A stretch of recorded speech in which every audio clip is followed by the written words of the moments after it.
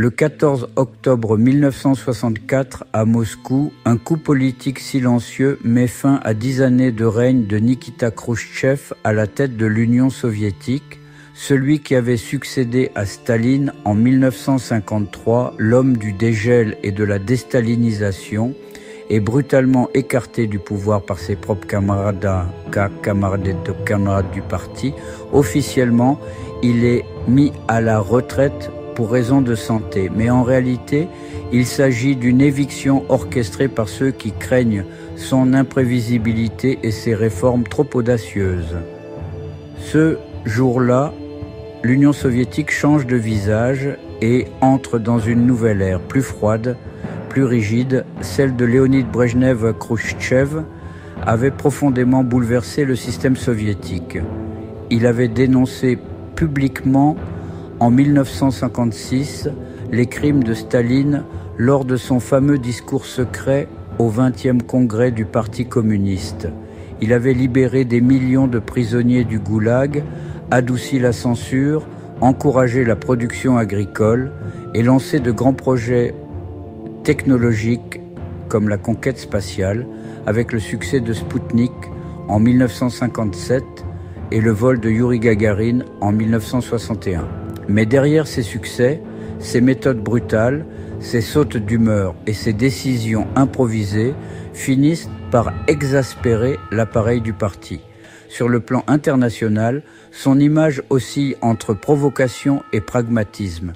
Il a affronté les États-Unis lors de la crise des missiles de Cuba en 1962, menaçant le monde d'une guerre nucléaire avant de négocier in extremis un retrait. Il a aussi tenté d'améliorer les relations avec l'Occident tout en multipliant les démonstrations de force. En interne, il avait entrepris une décentralisation de l'économie, mal vue des bureaucrates du Kremlin. En octobre 1964, alors qu'il est en vacances, ses adversaires passent à l'action. Sous la direction de Léonid Brejnev et d'Alexeï Kosygin, un complot s'organise. Khrouchtchev est rappelé d'urgence à Moscou et convoqué à une réunion du comité central. Accusé de volontarisme, de mauvaise gestion et de caprice personnel, il comprend que tout est joué. Sans résistance, il accepte de démissionner. Le lendemain, la radio soviétique annonce calmement qu'il quitte ses fonctions pour raison de santé. Cette transition marque le retour à une ligne plus conservatrice.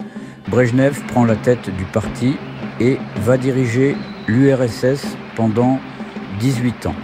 Sous lui, le pays retrouve la stabilité apparente, mais aussi l'immobilisme bureaucratique. Le 14 octobre 1964 symbolise la fin des grandes espérances nées du dégel khrouchtchevien. C'est le passage d'un temps de réforme à un temps de rigidité, d'un homme impulsif à un appareil froid. Ce jour-là, sans violence ni effusion de sang, le pouvoir soviétique montre qu'il sait se débarrasser de ses chefs autant qu'il les élève.